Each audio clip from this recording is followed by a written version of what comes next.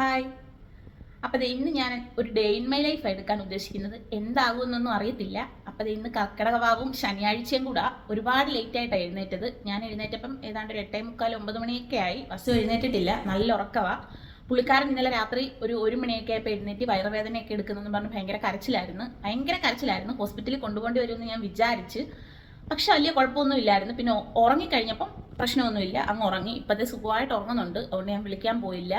ഞാൻ വിളിക്കാൻ ചെന്നപ്പോൾ എൻ്റെ അടുത്ത് പറഞ്ഞു, അമ്മ എൻ്റെ അടുത്ത് കുറച്ച് സമയം കൂടെ കിടക്കാമെന്ന് പറഞ്ഞ്. എന്നിട്ട് ഞാൻ പറഞ്ഞ് അമ്മയ്ക്ക് ജോലിയുണ്ട് മോനെ എന്ന് പറഞ്ഞ് എഴുന്നേറ്റ് പോരുന്നു. അപ്പോൾ ബ്രേക്ക്ഫാസ്റ്റിന് നമുക്കിന്ന് ദോശയാണ്. അപ്പോൾ ഇപ്പോൾ തന്നെ ഒരുപാട് ലേറ്റായി. ദോശയ്ക്കുള്ള മാവ് എടുത്ത് ഞാൻ ഫ്രിഡ്ജിൽ നിന്ന് പുറത്ത് വെച്ചിട്ടുണ്ട്. ബസ് എഴുന്നേറ്റ് വന്നിട്ട് ഞാൻ ഉണ്ടാക്കത്തുള്ളൂ. പിന്നെ കഞ്ഞിക്കുള്ള വെള്ളം അടുപ്പത്തിട്ട് അരിയും കഴുകി വെച്ചിട്ടാണ് ഞാൻ വന്നത്. അപ്പോൾ ഇനി ഞാൻ നേരെ പോയി കുളിച്ചിട്ട് വരാം. ഇന്ന് നമുക്ക് ഗസ്റ്റൊന്നും അല്ല, എൻ്റെ അമ്മയുടെ അനിയത്തി വരും. പുള്ളിക്കാരി ഇന്ന് വരുന്നുണ്ട്. അപ്പം നമുക്കിന്ന് ബീഫാണ് സ്പെഷ്യലായിട്ട്. അപ്പം അത് ചേട്ടൻ ബീഫും പിന്നെ കുറച്ച് പച്ചക്കറികളും ചീരയും അതും ഇതൊക്കെ കൊണ്ട് തന്നിട്ടുണ്ട്. അപ്പം ഇന്ന് എനിക്ക് റെസ്റ്റാണ്. പുള്ളിക്കാരി വന്ന് എല്ലാം ചെയ്തോളും. എനിക്കിപ്പം ഇടയ്ക്കിടയ്ക്ക് വയ്യാത്തത് കൊണ്ട് പുള്ളി ഇടയ്ക്ക് വന്ന് എന്തെങ്കിലുമൊക്കെ അല്ല, എല്ലാം ചെയ്ത് തന്നിട്ട് പോകുന്നതും കറിയൊക്കെ വെച്ച് തരുന്നതും എല്ലാം എന്നെ ഹെൽപ്പ് ചെയ്യുന്നത് പുള്ളിക്കാരിയാണ്. അപ്പം 2 ദിവസത്തിന് മുന്നേ വിളിച്ചിട്ട് പറഞ്ഞായിരുന്നു ഇന്ന് അതുകൊണ്ട് ശനിയാഴ്ച രാവിലെ വരാമെന്ന് പറഞ്ഞായിരുന്നു. അപ്പം ഞാൻ വസ്തുവിനുള്ള ദോശ മാത്രമേ ഉണ്ടാക്കുന്നുള്ളൂ. എനിക്കുള്ള ഇടിയപ്പവും കടലക്കറിയായിട്ടാണ് പുള്ളിക്കാരി വരുന്നത്. ഇവിടെ അടുത്ത് തന്നെ. അപ്പം ഞാനിപ്പോൾ കുളിച്ചിട്ട് വരാം. അപ്പോഴത്തേക്കും പുള്ളിക്കാരി വരും. പിന്നെ എനിക്ക് റെസ്റ്റാണ്. ഞാൻ വീഡിയോ എടുക്കും, പുള്ളിക്കാരി ജോലി ചെയ്യും. അപ്പം കുളിച്ചിട്ടൊക്കെ വന്നിട്ട് കാണാം. കുളിക്കാൻ പോകുന്നതിന് മുന്നേ വസുവിനെ ഒന്നും കൂടെ ഒന്ന് നോക്കിയിട്ട് പോകാമെന്ന് വിചാരിച്ച്. അപ്പം ആള് നല്ല ഉറക്കമായിരുന്നു. രാത്രി ഇന്നലെ കുഞ്ഞ് ഒട്ടും ഉറങ്ങിയില്ല. നല്ല ബഹളമായിരുന്നു. വയറുവേദന എടുത്തിട്ട് വിരയുടെ എന്തോ ആണെന്ന് തോന്നുന്നു. എന്തായാലും ഇന്ന് മരുന്ന് വാങ്ങി കൊടുക്കണം. അപ്പം അതേ ഉറങ്ങിക്കിടന്ന കൂട്ടത്തിൽ ഞാൻ കൈ ഒന്ന് നോക്കി, മുഖം ഒന്ന് നോക്കി. കയ്യിലും മുഖത്തും ഓരോ പാടുണ്ട്. കയ്യിലെ പാട് എന്ത് പറ്റിയെന്ന് എനിക്ക് അറിയത്തില്ല. ചൊറിഞ്ഞ എന്തോ. ആ മുഖത്തെ പാട് ചോക്കുപൊടി വെച്ച് ഹോളി ആഘോഷിച്ചാണ് ശ്രീജ ചേച്ചിയോട് പറഞ്ഞത്. ചോക്കുപൊടി എടുത്തിട്ട് മുഖത്ത് എന്തോ ഇങ്ങനെ തേക്കും എന്തോ പിള്ളേരൊക്കെ ആയിട്ട് ചെയ്തതാണ്. അങ്ങനെ തൊലി പോയതാ. ഞാൻ തട്ടിയപ്പോൾ ഒന്ന് ഞരങ്ങിയെങ്കിലും പിന്നെയും കിടന്നങ്ങ് ഉറങ്ങി. അപ്പം പുള്ളിക്കാരൻ എന്തായാലും കിടന്ന് ഉറങ്ങട്ടെ, ഞാനപ്പോൾ പോയി കുളിച്ചിട്ട് വരാം. ഞാൻ രാവിലെ ഉണർന്നപ്പോൾ തന്നെ കഞ്ഞിക്കുള്ള വെള്ളം അടുപ്പത്തിട്ടായിരുന്നു. അപ്പം വെള്ളം തിളച്ചപ്പോൾ ഞാൻ അരിയും കൂടെ കഴുകിയങ്ങിട്ട് എന്നിട്ട് കുളിക്കാമെന്ന് കരുതി. ഇപ്പം ഡയറ്റൊക്കെ ആയതിനെ കൊണ്ട് നമ്മൾ ഈ നെല്ലൂത്തരിയാണ് ഇപ്പോൾ ഇവിടെ ഉപയോഗിക്കുന്നത്. ഇപ്പോൾ കുറേ നാളുകൊണ്ട് നമ്മളിപ്പോൾ ഈ അരി തന്നെ ഉപയോഗിക്കുന്നത്. അപ്പോൾ ഇന്നലത്തെ രസം ഉണ്ടായിരുന്നു, ഞാൻ അതും തിളപ്പിച്ച് വെച്ച്. ഞാൻ എൻ്റെ കുളി കഴിഞ്ഞ് വന്ന ഡെയിലി എനിക്കൊരു സ്കിൻ കെയർ പതിവാണ്. അത് പ്രത്യേകിച്ചൊന്നുമില്ല. ലോറിയലിൻ്റെ ഈ ഒരു ഹൈലറോണിക് ആസിഡ് സിറം മാത്രമേ ഉള്ളൂ. ഇപ്പം ഞാൻ മോയ്സ്ചറൈസറോ സൺസ്ക്രീനോ ഒന്നും ഉപയോഗിക്കത്തില്ല.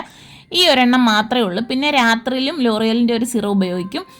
വേറെ ഒന്നും നമ്മുടെ സ്കിന്നിൽ നമ്മൾ യൂസ് ചെയ്യേണ്ട ആവശ്യമില്ല. ഫേസിൽ നമുക്ക് എന്തെങ്കിലും റിസൾട്ട് കിട്ടുന്ന ഏതെങ്കിലും ഒരെണ്ണം യൂസ് ചെയ്താൽ മതി. അതുകൊണ്ട് എനിക്കിപ്പോൾ ഇത് നല്ല റിസൾട്ട് കിട്ടുന്നുണ്ട്. അപ്പം ഞാനിത് ഡെയിലി രാവിലെയും വേറൊരെണ്ണം രാത്രി ഉപയോഗിക്കും. അത് ഞാൻ പിന്നെ വേറൊരു വീഡിയോയ്ക്കകത്ത് പറയാം. അപ്പോൾ അത് ആദ്യമേ ഒന്ന് ഇട്ട് കൊടുത്തിട്ട് പിന്നെ കുറച്ച് പൗഡറൊക്കെ ഇട്ടിട്ട് കണ്ണെഴുതും. ഇത് ഞാനൊരു ദിവസം പോലും മുടക്കത്തില്ല. വൈകിട്ട് കറക്റ്റായിട്ട് ഇത് വൈകുന്നേരം എണ്ണയൊക്കെ ഇട്ട് മായ്ച്ച് കളഞ്ഞ് ഫേസ് നല്ലപോലെ വാഷ് ചെയ്ത് വേറെ ഗ്ലൈക്കോളിക് ആസിഡിൻ്റെ ഒരു സിറം ഇട്ടതിന് ശേഷം ഞാൻ കിടക്കത്തുള്ളൂ. എന്നാൽ പോലും ഞാൻ കണ്ണ് ഡെയിലി എഴുതും. ഇത് ഫേസസ് കാനഡയുടെ ഒരു കാജല, നല്ല അടിപൊളി ഒരു കാജല. പുതിയതാണ്. ഇങ്ങനെ നമ്മൾ ചില ചെത്തി ഉപയോഗിക്കുന്നത്. പക്ഷേ പെട്ടെന്ന് അങ്ങ് തീർന്നു പോകും. അത് കഴിഞ്ഞ് ഞാൻ ആദ്യം ലാക്മിയുടെ ഒരു ലിപ്സ്റ്റിക്ക് ഇട്ട് കൊടുത്ത് പിന്നെ ഇതിൻ്റെ പുറത്ത് ഞാൻ വേറൊരു ലിപ്സ്റ്റിക്കും കൂടി ഇട്ട് കൊടുക്കും.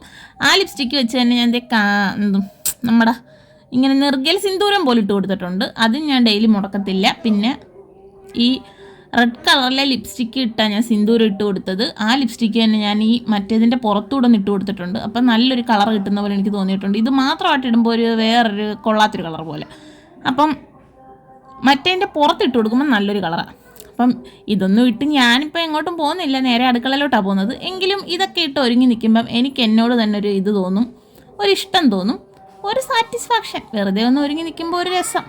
എന്നിട്ട് നേരെ കമ്മലൊക്കെ രാത്രി ഊരി വെച്ചിട്ടാണ് കിടന്നുറങ്ങുന്നത്. രാവിലെ കുളിച്ചിട്ടാണ് കമ്മലൊക്കെ എടുത്തിരുന്നത്. വസുവിന് ക്ലാസ് ഉള്ളപ്പോഴും ഞാനിങ്ങനെ തന്നെ. എന്നിട്ട് നേരെ അടുക്കളയിലോട്ട്. അപ്പം കുളിയൊക്കെ കഴിഞ്ഞ് ഒരുക്കമൊക്കെ കഴിഞ്ഞ് ഞാനിനി നേരെ അടുക്കളയിലോട്ട് പോവുക. കണ്ടു കഴിഞ്ഞാൽ എവിടെയെങ്കിലുമൊക്കെ പോകാനുള്ള ഒരുക്കം പോലെ തോന്നും, പക്ഷെ അല്ല, അടുക്കളയിലോട്ടാണ് പോകുന്നത്. ഞാൻ വീട്ടിൽ നിൽക്കുമ്പോഴും ഇങ്ങനെ ഒരുങ്ങി തന്നെ നിൽക്കുന്നത്. എൻ്റെ ഒരു അഭിപ്രായത്തിൽ സ്ത്രീകൾ വീട്ടിൽ നിൽക്കുമ്പോഴാണ് നല്ലപോലെ ഒരുങ്ങേണ്ടതെന്ന് എൻ്റെ ഒരു അഭിപ്രായം. എല്ലാവരുടെയും എങ്ങനെയെന്ന് എനിക്കറിയത്തില്ല, എൻ്റെ കാര്യമാണ് ഞാൻ പറഞ്ഞത്. അപ്പം ഞാൻ കുറച്ച് നന്നായിട്ട് ഒരുങ്ങിയൊക്കെ എന്നും വീട്ടിൽ നിൽക്കുന്നത്.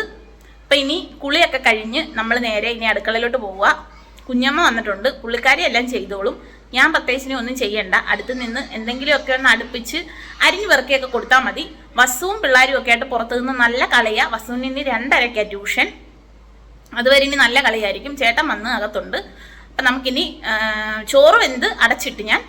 അപ്പം ഇനി നമുക്ക് കറിയുടെയൊക്കെ പരിപാടി നോക്കാം. അതേ ബീഫ് കൊണ്ടുവന്ന് വെച്ചിട്ടുണ്ട്. കുറേ നാളായി നമ്മളിവിടെ ബീഫ് വാങ്ങിച്ചിട്ട്. എനിക്ക് ബീഫ് പറ്റത്തില്ല ഇപ്പോഴും കഴിക്കാൻ. പിന്നെ കുഴപ്പമില്ല, ഞാൻ ചേട്ടനോട് നിർബന്ധം പറഞ്ഞുകൊണ്ട് മേടിച്ചത്. എനിക്ക് ബീഫിനകത്ത് ഏറ്റവും ഇഷ്ടമുള്ള ബീഫിൻ്റെ കരൾ. അതുകൊണ്ട് ചേട്ടൻ ഇപ്രാവശ്യം കുറച്ച് കരൾ കൂടുതൽ വാങ്ങിച്ചിട്ടുണ്ടെന്ന്. ഇനിയിപ്പോൾ ഇത് നമ്മൾ വൃത്തിയായിട്ട് കഴുകി ഉപ്പും മഞ്ഞപ്പൊടിയൊക്കെ പുരട്ടി കുക്കറിനകത്താക്കി വേവിക്കണം. വേവിച്ച് കഴിഞ്ഞാൽ പിന്നെ കറി വെക്കുന്നത്. അക്ക വെളിയിലിരുന്ന് ഉള്ളിയൊക്കെ പൊളിക്കുന്നുണ്ട്, കാണിച്ചു തരാം. അക്ക എപ്പതേ പുറത്തിരുന്ന് ഉള്ളിയും സവാളയൊക്കെ ബീഫിന് വേണ്ടതൊക്കെ പൊളിച്ച് വൃത്തിയാക്കിക്കൊണ്ടിരിക്കുമായിരുന്നു പുറത്തിരുന്ന്.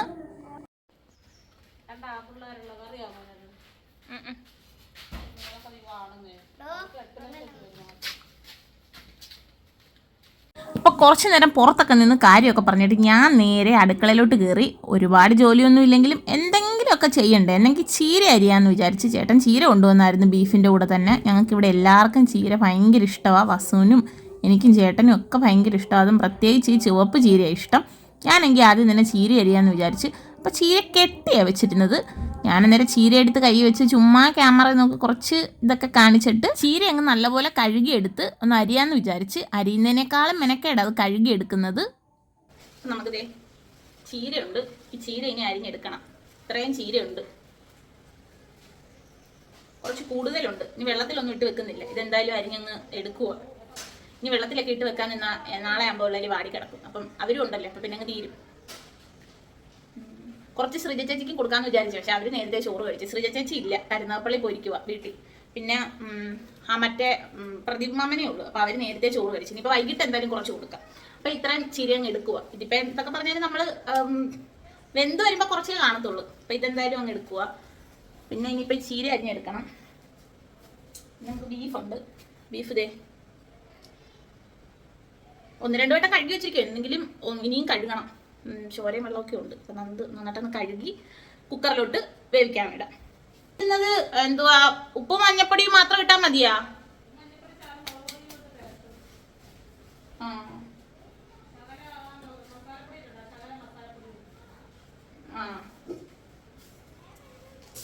നമ്മൾ കുറേ പ്രാവശ്യം കഴുകി വെച്ചതെങ്കിലും പിന്നെയും കുറച്ചും കൂടെ ബ്ലഡിൻ്റെ അംശം വന്നിട്ടുണ്ട്. ഒന്നും കൂടെ കഴുകിയെടുക്കാം.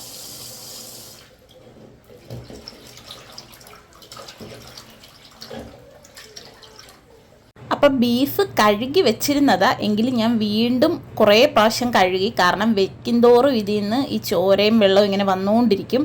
അതുകൊണ്ട് ഞാൻ വീണ്ടും ഒരു 3-4 വട്ടവും കൂടെ കഴുകി കഴിഞ്ഞാൽ അതിലോട്ട് മസാലപ്പൊടിയും മുളക് പൊടിയും പിന്നെ കുറച്ച് മാത്രം ഒരു തുള്ളി മുളക് പൊടിയും മഞ്ഞൾപ്പൊടിയും ഉപ്പും കൂടെ പുരട്ടി കുക്കറിനകത്ത് വേഗം വെച്ച്. സാധാരണ ഞാനാണ് വേവിക്കുന്നതെങ്കിൽ ഉപ്പും മഞ്ഞൾപ്പൊടിയും മാത്രമേ ഇടത്തുള്ളൂ. ഇത് പുള്ളിക്കാരി പറഞ്ഞു തന്ന് കുറച്ച് മസാലപ്പൊടിയും കുറച്ച് മുളക് പൊടിയും കൂടി ഇടാൻ പറഞ്ഞ്. അതുകൊണ്ട് അതും കൂടി ഇട്ട് ഞാൻ നല്ലതുപോലെ കഴുകിയെടുത്ത് അവിടെ എല്ലാം അങ്ങ് കൈയോടങ്ങ് തുടച്ച് വൃത്തിയാക്കി. അത് കഴിഞ്ഞ് ആ പാത്രങ്ങളും അങ്ങ് കഴുകി മാറ്റി. ഇല്ലെങ്കിൽ പിന്നെ എടുക്കുന്ന പാത്രത്തിൽ ഫുള്ളും ബീഫിൻ്റെ നെയ്യായിരിക്കും. നല്ല നെയ്യുള്ള ബീഫായിരുന്നു. അതുകൊണ്ട് ഞാൻ കൈയോട് അവിടെ എല്ലാം അങ്ങ് തുടച്ച് വൃത്തിയാക്കി കഴിഞ്ഞാൽ പിന്നെ അടുത്ത ജോലി ചെയ്യാൻ പോയത്. വലിയ കുക്കറിലാണ് ഞാൻ വേവിക്കാൻ വെച്ചത്. കാരണം തിളച്ച് തൂകി അവിടെയൊക്കെ ആകണ്ടല്ലോ എന്ന് കരുതി. അങ്ങനെ ഞാൻ കുക്കറൊക്കെ എടുത്ത് കഴുകിയെടുത്ത്. വലിയ കുക്കർ നമുക്ക് ഇവിടെ അങ്ങനെ അത്രയ്ക്ക് വലിയ ആവശ്യമില്ലാത്തതുകൊണ്ട് വല്ലപ്പോഴും മാത്രമേ ഞാൻ കുക്കർ എടുക്കത്തുള്ളൂ. അതുകൊണ്ട് ആദ്യം തന്നെ മുകളിൽ നിന്ന് കുക്കർ എടുത്ത് നല്ലപോലെ വൃത്തിയായിട്ടൊന്ന് കഴുകിയെടുത്ത്. ഇതിന് മുമ്പെങ്ങാണ്ട് പുള്ളിക്കാരി തന്നെ വന്നപ്പോൾ ഒന്ന് ബീഫ് എങ്ങാണ്ട് വെച്ചിട്ട്, വസുവിൻ്റെ ബർത്ത്ഡേക്കായിരുന്നു തോന്നുന്നു, വെച്ചിട്ട് അതുപോലെ എടുത്ത് വെച്ചതായിരുന്നു. പിന്നെയും ഇന്നെടുത്ത് വെച്ച് കഴുകിയെടുത്ത് അതിലോട്ട് വാരിയിട്ട് പൊടികളൊക്കെ ചേർത്ത് വേവിക്കാൻ വേണ്ടി വെച്ച്. അങ്ങനെ ഞാൻ പൊടികൾ ഓരോന്നായിട്ട് ചേർത്ത് കൊടുത്ത്. ഇത് നമ്മൾ കൈയും കൊണ്ട് തന്നെ ഇളക്കണം, സ്പൂൺ കൊണ്ടൊന്നും ഇളക്കാൻ പോകരുത്. സ്പൂൺ കൊണ്ട് ഇളക്കിയാൽ ഇതിൻ്റെ മസാലയൊന്നും എല്ലായിടത്തോട്ടും ഒന്നും എത്തത്തില്ല. കൈകൊണ്ട് നല്ലതുപോലെ പുരട്ടി കൊടുത്താലേ എല്ലായിടത്തോട്ടും പിടിക്കത്തുള്ളൂ. അതുപോലെ തന്നെ ഉപ്പൊക്കെ ആദ്യം ബീഫ് വേവിക്കാൻ നേരം തന്നെ നമ്മൾ പാകത്തിന് ഇട്ട് കൊടുക്കണം. പിന്നെ അല്ലാതെ നമ്മൾ ഉപ്പ് ചേർത്താൽ ബീഫിൻ്റെ കഷ്ണത്തിലോട്ട് പിടിക്കത്തില്ല. ഗ്രേവിക്കകത്ത് ഉപ്പ് കൂടിക്കൊണ്ടിരിക്കും, കഷ്ണത്തിലോട്ട് ഉപ്പ് പിടിക്കത്തില്ല. അതുകൊണ്ട് ആദ്യം തന്നെ ഉപ്പൊക്കെ നമ്മൾ പാകത്തിന് തന്നെ ചേർത്ത് കൊടുത്തേക്കണം. ഇതൊക്കെ എല്ലാവർക്കും അറിയാവുന്ന കാര്യങ്ങളായിരിക്കും, എങ്കിലും ഞാൻ പറഞ്ഞതേ ഉള്ളൂ. ഇപ്പം ബീഫിനകത്തോട്ട് ഇതേ ഉപ്പും മഞ്ഞൾപ്പൊടിയും കുറച്ച് മുളക് പൊടിയും കുറച്ച് മസാലപ്പൊടിയും ഇട്ടിട്ടുണ്ട്. ഇനി ഇത് നന്നായിട്ട് പുരട്ടി ഒട്ടും വെള്ളം വെക്കാതെ കുക്കറിനകത്ത് വെച്ച് ഒരു 6-7 വിസിൽ അടുപ്പിച്ചെടുക്കണം. നമുക്കിവിടെ പൊതുവേ നല്ല വേകുന്ന ബീഫ് എപ്പോഴും കിട്ടുന്നത്. അതുകൊണ്ട് വലിയ കുഴപ്പമില്ലായിരിക്കും. എൻ്റെ വീട്ടിലൊക്കെ ആണെങ്കിൽ എപ്പോഴും മൂത്ത ബീഫായിരിക്കും കിട്ടുന്നത്. അപ്പം ഇവിടെ എപ്പോഴും കാർത്തികപ്പള്ളി ഏരിയ നല്ല ബീഫാണ് കിട്ടുന്നത്. അപ്പം നമുക്ക് എന്തായാലും ഒരു 5 വിസിൽ അടുപ്പിച്ചിട്ട് ഇറക്കി നോക്കാം വെന്തോന്ന്. വെന്തില്ലെങ്കിൽ 2 വിസിൽ അടുപ്പിക്കാം. നമുക്കെല്ലാം കൂടെ ഒന്ന് പെരട്ടി ഒട്ടും വെള്ളം വെക്കാതെ വെക്കുന്നത്. ഞാൻ കൂടെ മിക്സ് ചെയ്തിട്ട് വേകാൻ വേണ്ടി വെക്കാം.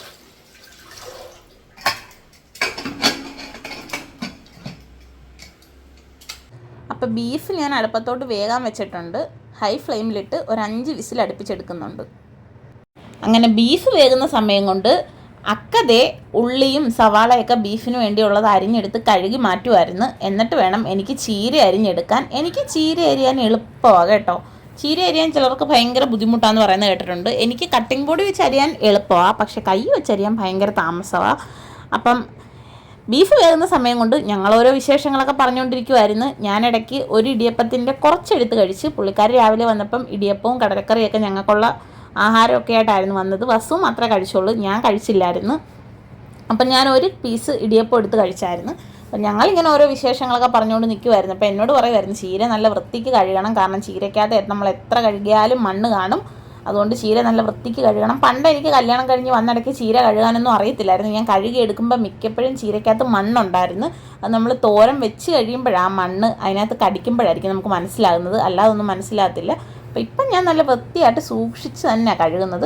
ഇപ്പോൾ ചീരയുടെ സീസണൊന്നും അല്ല, എങ്കിലും നല്ല ചീരയായിരുന്നു, നല്ല കളറൊക്കെ ഉള്ള ചീരയാണ്. നല്ല ചീരയാണെങ്കിൽ അതിൽ നിന്ന് നല്ല ബീട്രൂട്ടിൻ്റെ പോലത്തെ റെഡ് കളർ വരും. അപ്പോൾ അതേ അതൊക്കെ കഴുകി മാറാൻ വേണ്ടി ഞാൻ ചീരയും പൊക്കി പിടിച്ചുകൊണ്ട് ഇങ്ങനെ വെയിറ്റ് ചെയ്ത് നിൽക്കുക. ചീര കുറച്ച് അധികം ഉണ്ടായിരുന്നു. ആദ്യം ഞാൻ മുഴുവൻ എടുക്കാമെന്ന് വിചാരിച്ചെങ്കിലും പിന്നെ ഞാൻ പകുതി അങ്ങ് മാറ്റി നാളത്തേക്ക് എടുക്കാമെന്ന് പ്ലാൻ ചെയ്ത് അങ്ങനെ മുഴുവൻ എന്തായാലും അരിഞ്ഞെടുക്കാം, പകുതി നാളത്തേക്ക് വെക്കാം, പകുതി ഇന്നെടുക്കാം, അങ്ങനെ വിചാരിച്ചിരുന്നത്.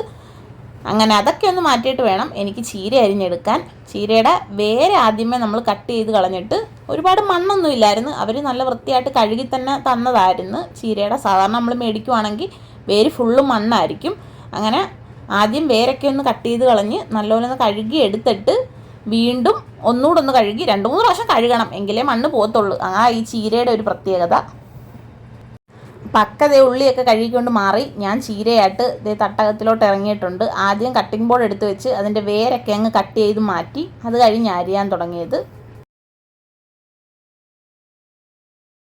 വേര് കട്ട് ചെയ്ത് മാറ്റിയിട്ട് ഞാൻ നല്ലതുപോലെ അങ്ങ് കഴുകാൻ തുടങ്ങി. ഓരോന്നായിട്ട് എടുത്താണ് കഴുകിയത്. എന്നിട്ട് ഒന്നിച്ച് അടുക്കി പിടിച്ച് അരിയുകയാണ് ചെയ്തത്, അല്ലെങ്കിൽ നല്ലതുപോലെ മണ്ണ് കാണും. അതുകൊണ്ട് ഓരോന്നായിട്ട് കഴുകി കൈയോടെ അവിടെയൊക്കെ അങ്ങ് വൃത്തിയാക്കി കട്ടിംഗ് ബോർഡും കഴുകി കഴിഞ്ഞ് അരിയാൻ തുടങ്ങിയത്. എനിക്കിങ്ങനെ ഇടയ്ക്കിടയ്ക്ക് തുടയ്ക്കുന്ന ഒരു ശീലമുണ്ട്, മിക്കവർക്കും കാണുമായിരിക്കും ഈ ഒരു ശീലം, അതുപോലെ തന്നെ എനിക്കും ഉണ്ട്. പിച്ചാത്തിക്ക് മൂർച്ചയുള്ളതുകൊണ്ട് പെട്ടെന്ന് തന്നെ അരിഞ്ഞെടുക്കാൻ പറ്റി. പിന്നെ പിച്ചാത്തിക്ക് മൂർച്ചയുള്ളതുകൊണ്ട് തന്നെ നല്ല അരിയാനൊരു പ്രത്യേക രസമുണ്ടായിരുന്നു. അതുകൊണ്ട് ഞാൻ പെട്ടെന്ന് ശടപടേന്ന് ചീര അങ്ങ് അരിയുമായിരുന്നു.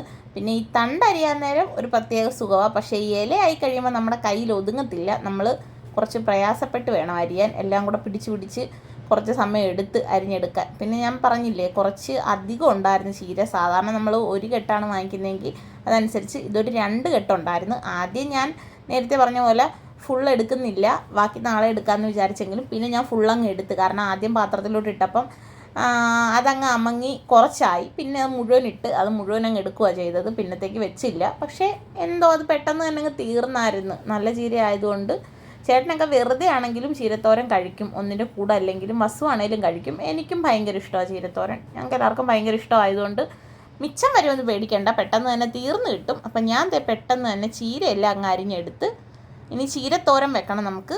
പിന്നെ ബീഫ് ഞാൻ ചീര അരിയുന്ന കൂട്ടത്തിൽ തന്നെ വിസിലടിക്കുന്നുണ്ട്. 5 വിസിലാണ് ഞാൻ പറഞ്ഞെങ്കിലും ഒരു 6-7 വിസിൽ അടുപ്പിച്ചെടുത്തിട്ടുണ്ട്. പിന്നെ നമുക്ക് കപ്പയും കൂടെ വേവിച്ചെടുക്കണം ഇനി. അങ്ങനെ കുറേ സമയത്തെ പരിശ്രമത്തിന് ശേഷം ചീര ഫുൾ അരിഞ്ഞു കഴിഞ്ഞും ഞാൻ കൈയോടെ അവിടെ എല്ലാം അങ്ങ് വൃത്തിയാക്കി കട്ടിംഗ് ബോർഡും കഴുകി വെച്ച് കഴിഞ്ഞ് അടുത്ത പണി ചെയ്യാൻ തുടങ്ങിയത്. കാണുന്നവർ വിചാരിക്കും എന്തിനാ എപ്പോഴും ഇങ്ങനെ വൃത്തിയാക്കുന്നതെന്ന്. പക്ഷെ അങ്ങനെ വൃത്തിയാക്കിയില്ലെങ്കിൽ ഒരു സമാധാനം കിട്ടത്തില്ല. അതാണ് ഞാൻ അപ്പം അതങ്ങ് തുടച്ച് മാറ്റുന്നത്.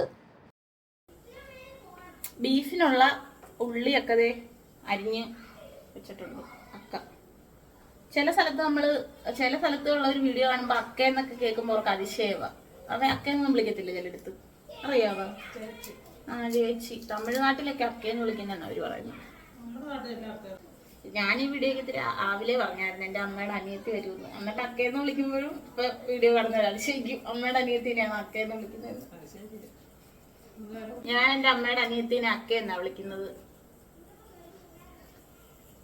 ഞാനും എൻ്റെ ആങ്ങളെയും അക്കയെന്നാ വിളിക്കുന്നത്. ഭർത്താവിനെ അണ്ണാന്ന് വിളിക്കുന്നത്. കുഞ്ഞമ്മേന്നൊന്നും വിളിക്കത്തില്ല. പറയുമ്പോ കുഞ്ഞമ്മ എന്നൊക്കെ പറയും, വിളിക്കുന്ന അക്കയെന്നാ. അപ്പൊ അതെ അക്ക എന്തോ ഇറച്ചിക്കുള്ള എല്ലാം അരിഞ്ഞു വെച്ചിട്ടുണ്ട്. ഞാൻ ഇനി കപ്പ പൊളിക്കാൻ പോവാ. ഇറച്ചിയൊക്കെ വാങ്ങിക്കുവാണെങ്കിൽ ചേട്ടന് കപ്പ നിർബന്ധമാണ്. അപ്പം കപ്പ പൊളിക്കാൻ പോവാ. ഇനി കപ്പയും കൂടെ പൊളിച്ചു കഴിഞ്ഞാൽ പിന്നെ എനിക്കിവിടെ ജോലിയൊന്നുമില്ല.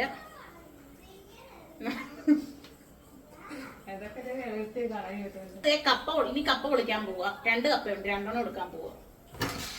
കപ്പ വേവിച്ചെടുക്കണം. നമ്മള് തേങ്ങയൊന്നും ചേർക്കാതെ ഇങ്ങനെ ഉള്ളിയും ഇഞ്ചിയും വെളുത്തുള്ളിയും ഒക്കെ കൂടെ ചതച്ചിട്ട് എന്തുവാ അങ്ങനെ കപ്പ പുരട്ടി എടുക്കുന്നത്. ഈ ഹോട്ടലിലൊക്കെ ചെയ്യുന്ന പോലെ തേങ്ങയൊന്നും അരച്ചുള്ള അരപ്പൊന്നും ഇടത്തില്ല. അങ്ങനെ എടുക്കുന്നത്. ചേട്ടൻ അങ്ങനെ എടുക്കുന്നത് ഇഷ്ടം.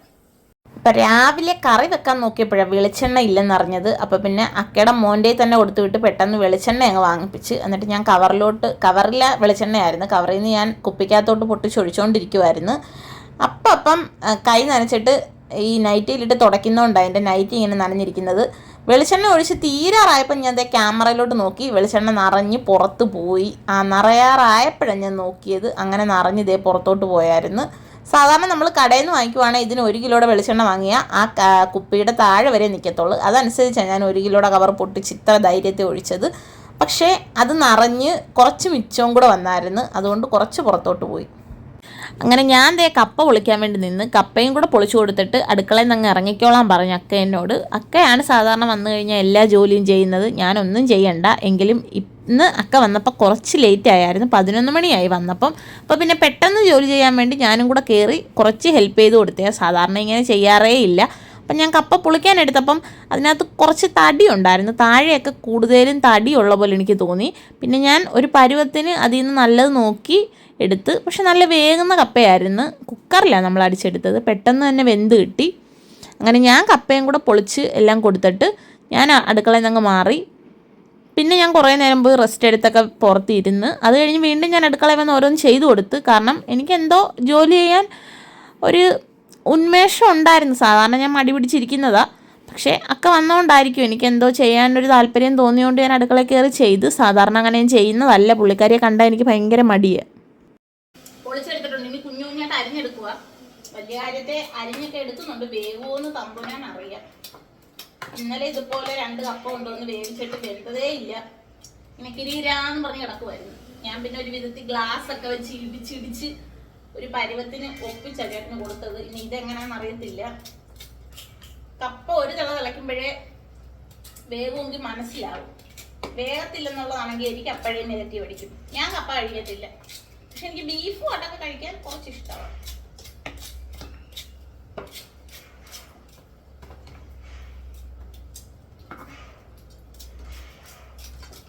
ഞാൻ കപ്പ വേവിച്ച് കഴിക്കത്തില്ല. പക്ഷെ എനിക്ക് പച്ചയ്ക്ക് കഴിക്കാൻ ഭയങ്കര ഇഷ്ടമാണ്. എൻ്റെ കയ്യിൽ അരിയാൻ തന്നാൽ ഞാൻ അതിൻ്റെ പകുതിയും പച്ചയ്ക്ക് കഴിക്കും. ഞാൻ കപ്പ വിശക്കുമ്പോൾ കപ്പ ഇരിപ്പുണ്ടെങ്കിൽ എടുത്ത് തോല് പൊളിച്ച് കഴിച്ചിട്ട് വരുന്നുണ്ട്. അങ്ങനെ വരെ കഴിക്കുന്ന ഒരു വ്യക്തിയാണ് ഞാൻ. കാരണം എനിക്ക് കപ്പ ഭയങ്കര ഇഷ്ടമാണ്. പച്ചയ്ക്ക് വേവിച്ച് എനിക്ക് കപ്പ ഇഷ്ടമല്ല. അത് മീൻകറിയായിട്ടാണേലും അങ്ങനെയൊന്നും എനിക്ക് ഇഷ്ടമല്ല. ഈ മുളകൊക്കെ ഉടച്ചതും ഒക്കെ ആയിട്ട് ഇങ്ങനെ കട്ടൻ ചായയൊക്കെ ആയിട്ട് അങ്ങനെയൊക്കെ ആണെങ്കിൽ എനിക്ക് പിന്നെ ഇഷ്ടമാണ്. പക്ഷേ ഇതുപോലെ വേവിക്കുന്ന അങ്ങനെയൊന്നും എനിക്ക് വലിയ താല്പര്യമില്ല. ചേട്ടന് ഭയങ്കര ഇഷ്ടമാണ്. ചേട്ടൻ കപ്പയുടെ ഒരു ഡൈ ഹാർട്ട് ഫാനാന്ന് വേണം പറയാൻ. ഭയങ്കര ഇഷ്ടമാണ് ചേട്ടന് കപ്പ. അങ്ങനെ ഞാൻ ഇതെല്ലാം കുനൂനാന്ന് അരിഞ്ഞെടുത്ത്. അപ്പം അക്ക പറഞ്ഞു കുക്കറിലിട്ട് വേവിക്കാൻ. സമയം പോയില്ല. എന്തായാലും ഇനിയിപ്പോൾ കുക്കറിലിട്ട് വേവിക്കാം. പാത്രത്തിൽ ഞാനങ്ങനെ കുക്കറിലിട്ട് കപ്പ വേവിക്കത്തില്ല. ഞാൻ എൻ്റെ ജീവിതത്തിൽ ഒരു വട്ടമേ വേവിച്ചിട്ടുള്ളൂ. പക്ഷേ അത് നല്ലപോലെ വെന്തായിരുന്നു. ഇന്നലെ ഞാൻ കപ്പ വേവിച്ചപ്പോൾ കപ്പ വെന്തില്ലായിരുന്നു. കിരീരാന്ന് പറഞ്ഞ് കിടക്കുമായിരുന്നു. അപ്പം എനിക്ക് കപ്പ വെന്തില്ലെങ്കിൽ എനിക്ക് ഭയങ്കര മനസ്സിനൊരു സമാധാനക്കേടാണ്. അരിയുമ്പോഴേ എനിക്ക് പേടിയാണ് വേവോ വേഗത്തില്ലേ എന്നോർത്ത്. കാണുമ്പോൾ തന്നെ അറിയാം അരിയുന്ന കൂട്ടത്തിൽ ഞാൻ എൻ്റെ ആവശ്യത്തിന് പച്ചക്കപ്പ അതിൽ നിന്ന് വാരി കഴിക്കുന്നുണ്ട്. അത് കഴിഞ്ഞ് എൻ്റെ കഴിപ്പൊക്കെ കഴിഞ്ഞ് ഞാൻ അതിനകത്തൊന്ന് കുറേ കപ്പയൊക്കെ തിന്ന് കഴിഞ്ഞ് പിന്നെ ഞാൻ നല്ല വൃത്തിയായിട്ട് കപ്പ കഴുകി ആദ്യം തന്നെ തോല് പൊളിച്ചിട്ട് ഞാൻ കഴുകിയിട്ടായിരുന്നു കപ്പ മുറിക്കാനെടുത്തത്. നല്ലപോലെ ചെങ്കല്ലൊക്കെ ഉണ്ടായിരിക്കുമല്ലോ കപ്പയ്ക്കകത്ത്. അങ്ങനെ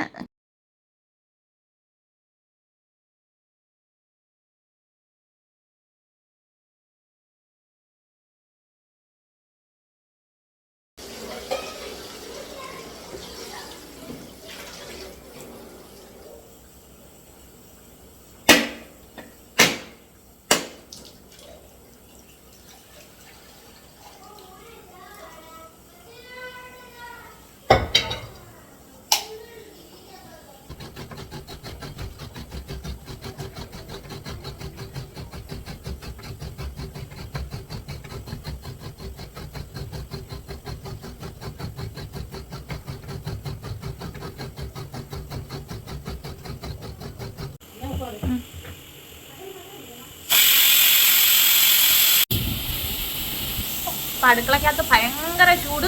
എൻ്റെ ജോലിയൊക്കെ കഴിഞ്ഞ് ഞാൻ ഇവിടെ വന്നിരുന്ന് ഇനിയിപ്പം പുള്ളിക്കാരി എല്ലാം ചെയ്തോളും. ഇനി എനിക്ക് ജോലിയൊന്നുമില്ല. അപ്പം ഞാനിനി കുറച്ച് സമയം കാറ്റൊക്കെ കൊണ്ടിരിക്കാമെന്ന് വിചാരിച്ച്. ഭയങ്കര ചൂട്. അപ്പോൾ വസുദ ഇവിടെ വന്നിരുന്ന് ഫോണിൽ കാണുക. അയ്യോ ഒന്നും പറയണ്ട. 2-3 ദിവസം മഴയുണ്ടായിരുന്നു. അന്നേരം ഭയങ്കര തണുപ്പായിരുന്നു. ഇപ്പം മഴ മാറി വെയിൽ വന്നപ്പോൾ ഭയങ്കര വെയിലും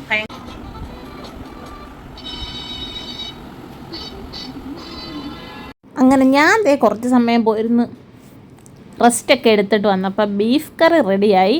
ഇവിടെ ചേട്ടന് ചിക്കൻ കറി ആണേലും ബീഫ് കറി ആണേലും കുറച്ച് ചാറ് വേണം. അതുകൊണ്ടാണ് ഞങ്ങൾ കുറച്ച് ചാറ് വെച്ച് വെക്കുന്നത്. ഞാൻ അതിന് കളിയാക്കും കോഴി സാമ്പാറാണെന്ന് ചിക്കൻ കറിയെ പറഞ്ഞ്.